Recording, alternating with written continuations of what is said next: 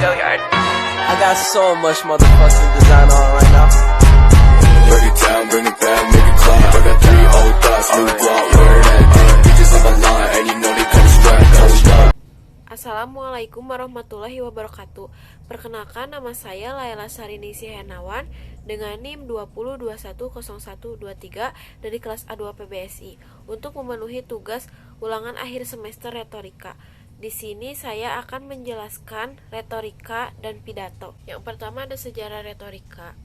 Retorika sebagai seni yang dipelajari mulai abad ke-5 sebelum Masehi ketika kaum sofis di Yunani mengembala dari satu tempat ke tempat lain untuk mengajarkan pengetahuan tentang politik dan pemerintahan dengan penekanan terutama pada keterampilan berpidato itu sendiri. Hal ini menunjukkan pentingnya retorika di dalam sebuah politik. Yang selanjutnya ada istilah retorika. Retorika berasal dari bahasa Inggris yaitu retorik dan bersumber dari bahasa Latin retorika yang berarti ilmu berbicara. Retorika memiliki sifat rasional, empiris, ilmu, dan akumulatif. Rasional, apa yang disampaikan oleh seorang pembicara harus tersusun secara sistematis dan juga logis. Adapun empiris, menyajikan fakta-fakta yang diverifikasi oleh panca indera. Dan yang selanjutnya ada akumulatif, ilmu yang mengatakan retorika sebagai public speaking di depan umum. Istilah retorika awalnya diperkenalkan oleh Aristoteles pada abad 384 sampai 322 sebelum Masehi dengan menyebarluaskan dalam berbagai politik, ekonomi, kesenian, jurnalistik, dan juga pendidikan. Yang selanjutnya ada pengertian dari retorika itu sendiri.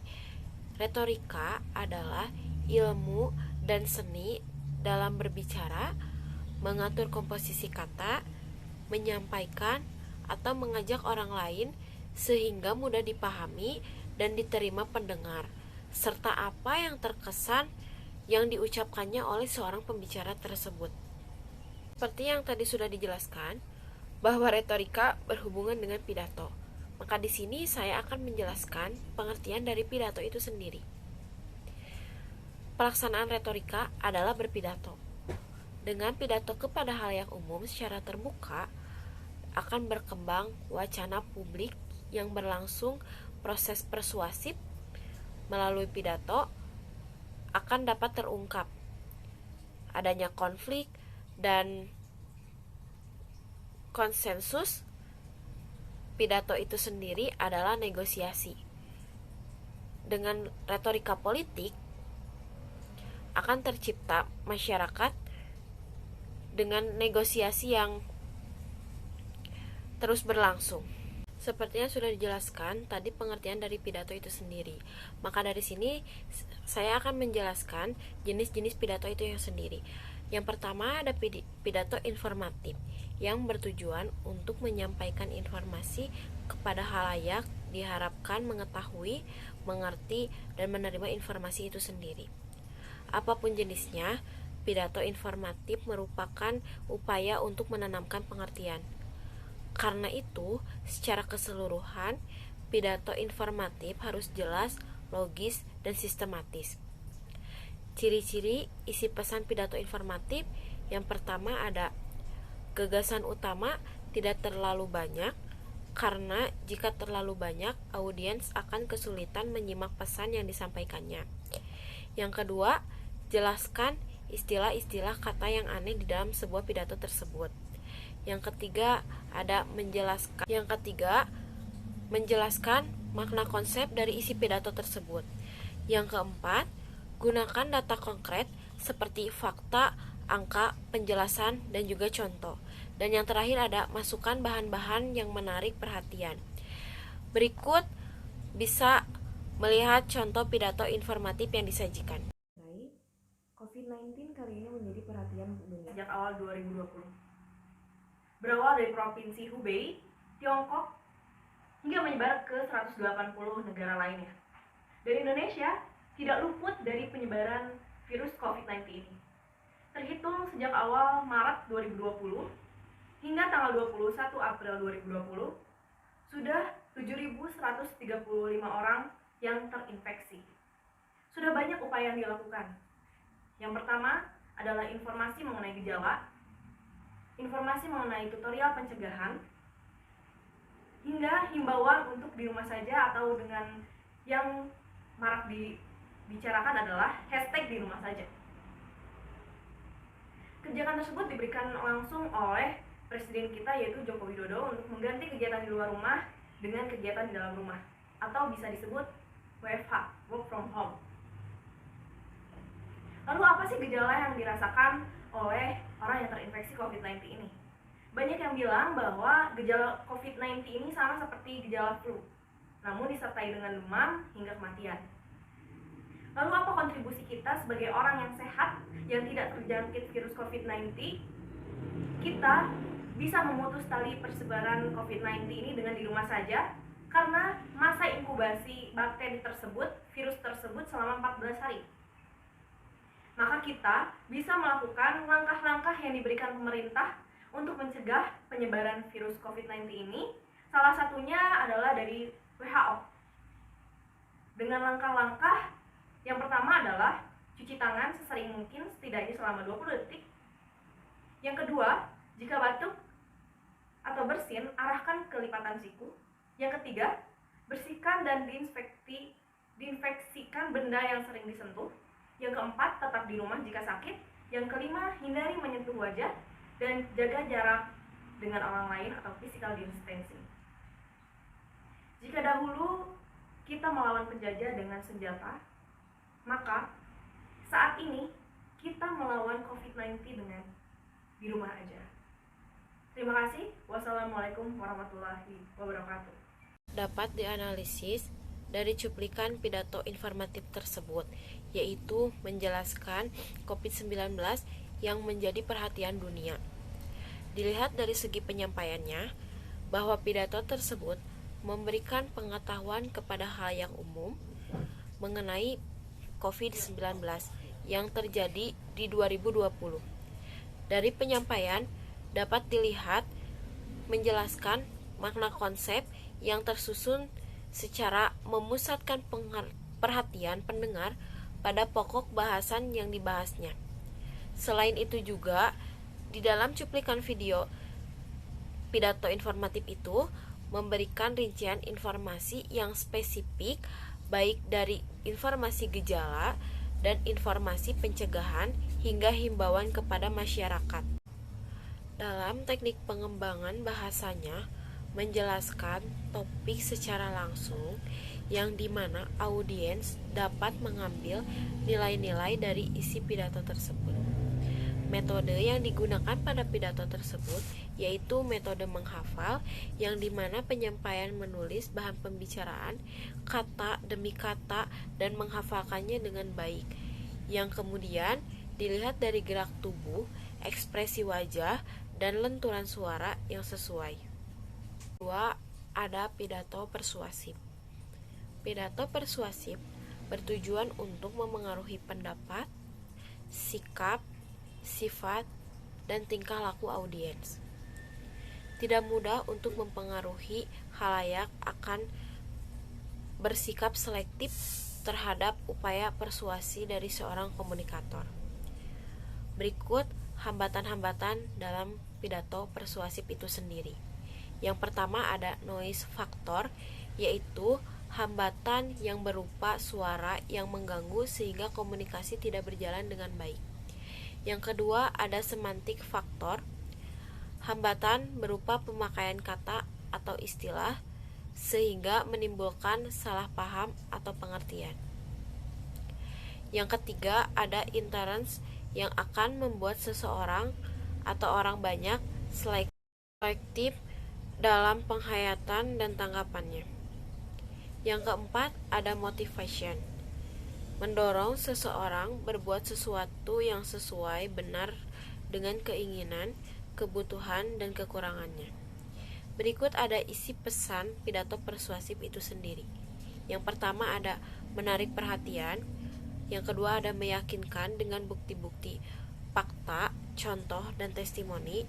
Yang ketiga ada menyentuh atau menggerakkan dengan menggunakan bahan-bahan yang mempunyai pengaruh psikologis yang menggunakan daya tarik motivation. Berikut cuplikan pidato dari persuasif. Kepada kita, sehingga kita mampu untuk bertemu pada hari ini, walaupun secara online atau daring. Tak lupa sholawat serta salam semoga selalu tercurahkan kepada junjungan kita Nabi Muhammad SAW, dan semoga kita mendapatkan syafaatnya di hari akhir. Dalam kesempatan ini, saya akan menyampaikan pidato mengenai bijak dalam memanfaatkan handphone. Teknologi saat ini semakin hari semakin berkembang dengan cepat dan tentunya juga memiliki banyak manfaat bagi kehidupan manusia. Dan manusia sendiri juga membutuhkan interaksi dengan lingkungan. Interaksi ini salah satunya melalui komunikasi. Seiring majunya teknologi, komunikasi antar manusia semakin lama terus berkembang. Jika sebelumnya manusia berkomunikasi secara lisan, kini mulai dapat dilakukan dengan memanfaatkan teknologi komunikasi. Salah satu pemanfaatan teknologi komunikasi adalah pemanfaatan telepon genggam atau yang biasa dikenal dengan istilah handphone atau HP. Handphone atau HP sendiri merupakan perangkat teknologi yang paling praktis dan bisa dibawa kemana saja. Bahkan, saat ini hampir semua orang di berbagai kalangan usia memilikinya. Seperti yang sudah saya katakan sebelumnya, bahwa adanya perkembangan teknologi komunikasi memudahkan interaksi antar manusia melalui salah satu teknologi komunikasi. Contohnya yaitu handphone atau HP. Interaksi antar manusia yang biasa dilakukan setiap hari yaitu interaksi antara guru dan murid, yang sering disebut pembelajaran atau belajar mengajar. Kita tahu bersama bahwa sekarang ini pembelajaran dilakukan secara online atau dalam jaringan yang biasa disingkat daring, dikarenakan adanya pandemi COVID-19 ini, yang memaksa kita semuanya beraktivitas secara online, salah satunya yaitu menggunakan HP. Semua pembelajaran sekarang ini harus menggunakan setidaknya HP sebagai alat bantu agar pembelajaran tetap terlaksana dengan baik. Namun, akibat dari fenomena tersebut, banyak sekali orang tua yang berupaya untuk memenuhi kebutuhan anak-anaknya agar bisa mempunyai HP supaya bisa digunakan untuk belajar. Namun demikian, banyak anak-anak yang masih menyalahgunakan kepercayaan dari orang tua. Kepercayaan yang sudah diberikan orang tua dengan memberikan HP kepada anak-anak disalahgunakan dengan cara tidak memanfaatkan HP untuk belajar, atau memanfaatkan HP untuk belajar tetapi dengan porsi yang sangat sedikit. Dan sebaliknya, banyak sekali yang malah memanfaatkan HP untuk kegiatan-kegiatan yang tidak bermanfaat, seperti main game atau membuka situs-situs yang malah berefek buruk bagi dirinya sendiri. Perlu diketahui bahwa HP memang di satu sisi itu bermanfaat bagi kita, apabila kita mampu memanfaatkannya dengan baik untuk belajar, mencari wawasan-wawasan di internet, YouTube, atau aplikasi-aplikasi pembelajaran dan informasi yang sudah banyak sekali disediakan di HP. Itu tentu saja akan memberikan manfaat tersendiri bagi penggunanya. Namun yang perlu sekali diperhatikan apabila penggunanya salah memanfaatkan HP, misalnya hanya untuk main game, itu kan sangat merusak dirinya sendiri. Anak-anak yang tadinya konsentrasi belajar, akhirnya malas belajar. Mereka lebih suka mengotak-atik permainan-permainan yang hanya membuat happy untuk sementara saja. dan lupa untuk mencari ilmu pengetahuan. Parahnya lagi, apabila kita menyalahgunakan pemanfaatan HP, itu sangat berpengaruh pada moral kita. Misalnya, hilangnya etika dan akhlak kepada orang di sekitarnya. Untuk itu, perlu saya ingatkan sekali lagi, agar ayo lebih bijak memanfaatkan HP dengan memanfaatkan HP seperlunya, memanfaatkan HP untuk hal yang bermanfaat. Dari pemaparan pidato yang sudah saya sampaikan, jadi dapat disimpulkan bahwa di mana pemanfaatan HP salah, maka akan berdampak besar terhadap masa depan kita sendiri. Manfaatkan HP secara bijak, manfaatkan HP seperlunya. Kita atur waktu bagaimana kita memanfaatkan HP, kapan waktunya belajar, kapan untuk berinteraksi dengan lingkungan sekitar, kapan berlama-lama kita memanfaatkan HP untuk sekedar menghibur diri. Saya berharap semoga kedepannya kita semua bisa memanfaatkan HP dengan bijak, terutama di kalangan pelajar, agar kita semua terhindar dari efek buruk pemanfaatan HP yang salah, yang dapat merusak masa depan kita. Demikianlah pidato mengenai bijak dalam memanfaatkan handphone yang dapat saya sampaikan. Terima kasih atas perhatiannya, dan saya mohon maaf bila ada kesalahan dalam bertutur kata. Wassalamualaikum warahmatullahi wabarakatuh. Dapat dianalisis dari cuplikan pidato persuasif yang sudah ditayangkan tadi, bisa dilihat bahwa pidato tersebut berjudul bijak dalam memanfaatkan handphone. Sebagaimana tujuannya, bahwa pidato persuasif untuk mempengaruhi audiens baik dari pendapat, sikap, sifat, dan tingkah laku. Isi dari pidato persuasif tersebut, bagaimana caranya kita dapat memanfaatkan teknologi yang canggih saat ini.